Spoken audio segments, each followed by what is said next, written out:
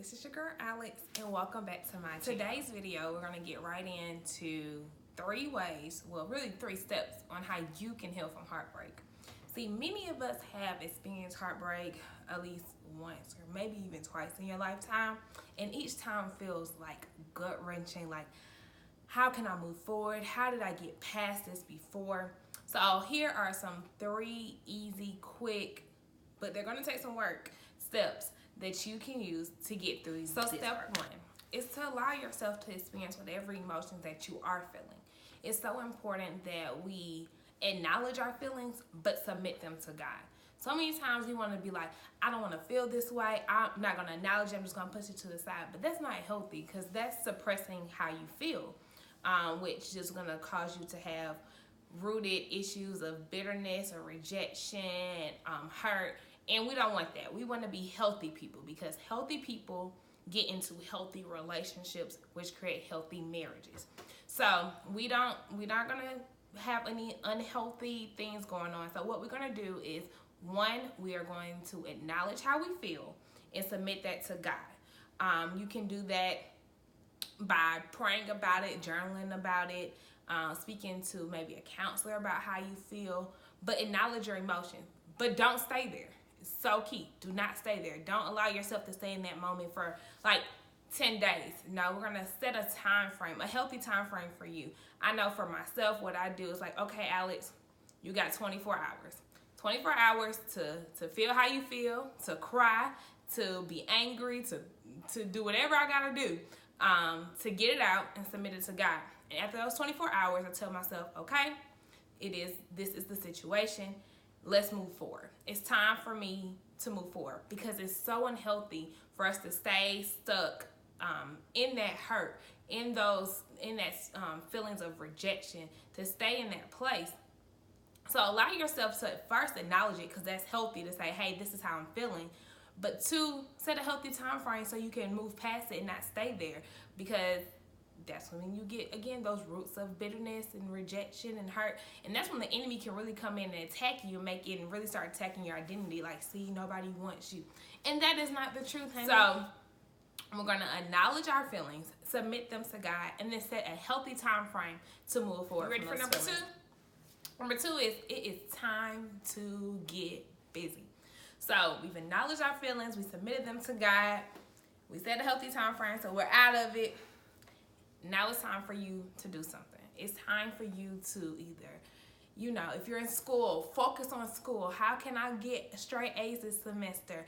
If you are working, how can I become a better employee? How can I go the extra mile at work? If you are serving at your church, okay, how can I serve in my church? Maybe you're not serving at your church, and this is the season for you to start serving at your church. How can I get busy? What has God called me to do in this season so I can get busy, so I can start moving? When you start doing things, things of the past start to flee your mind. You're like, hey, what guy? What girl? You get moving. You're doing something, and you're impacting this world. And most of all, you're pleasing God, because you are walking in purpose. You are getting busy serving Him, serving the kingdom, letting His will be done on earth as it is in heaven. So it's so important that it's time for you to get busy. And you can do that, like maybe you're like, Alex, I don't even know what I'm called to do. Well, I suggest that you really take some time to sit at God's feet and ask Him, hey God, what is it that you called me to do? I promise you, it's way less complicated than what you think it is. What are you good at? What are you naturally good at? Maybe you are naturally good at helping people. Maybe you're naturally good at organizing. Maybe you can say, hey, offer some friends, hey, can I help you organize your closet or organize your kitchen? Or maybe you can find a community service project in your area.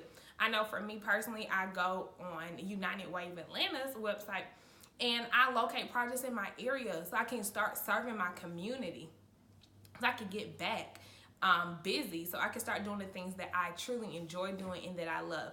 Because guess what? You are more than just a relationship. You are a person. So when you meet somebody new, they're gonna be like, what do you like to do? And you're gonna be like, mop up my ex? No. You're gonna have something to say. You're gonna realize who you are. You're gonna realize what you love to do. And so it's so important that, when we're healing from heartbreak, that we get back busy And that really does help us with step 1 as well, because it allows us not to stay in those previous emotions that we felt, but allows us to move forward, because our eyes are no longer on ourselves, but they are on serving. Last step, we're on step number 3. It is time to get in your community. So you're probably like, what does that mean, Alice? We're serving, we're busy, we're doing stuff. No, I mean, who is your group of friends? Who is it that is pouring into you on the daily basis? Who is it that you can reach out to for accountability?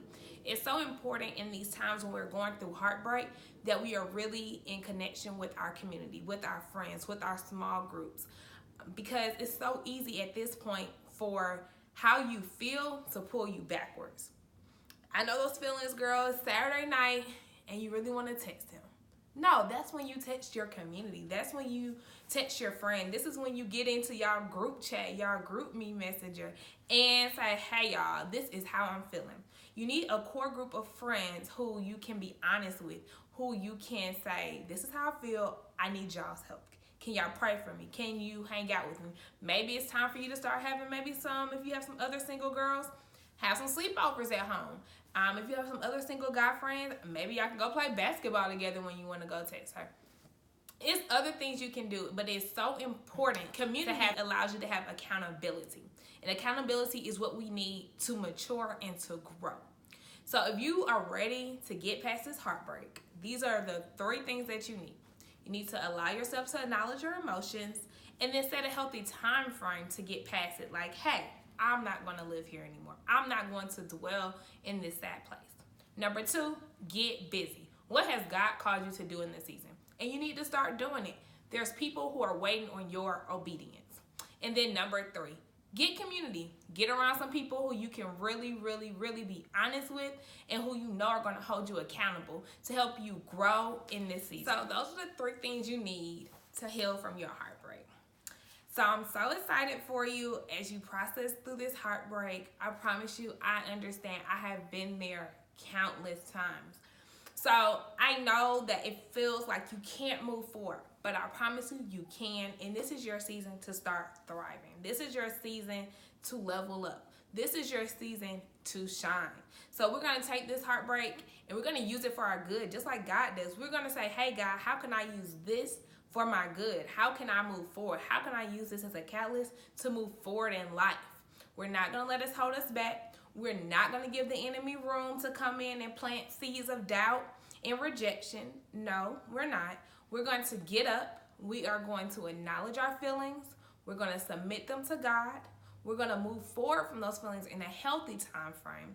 We're going to get busy in our community, serving, walking in purpose, helping friends, and then we're going to make sure we hold ourselves accountable by staying active in our community. We're going to stay active with our groups of friends. We're going to stay active with those around us who pour into us daily. Those are the 3 things that you need to heal from heartbreak.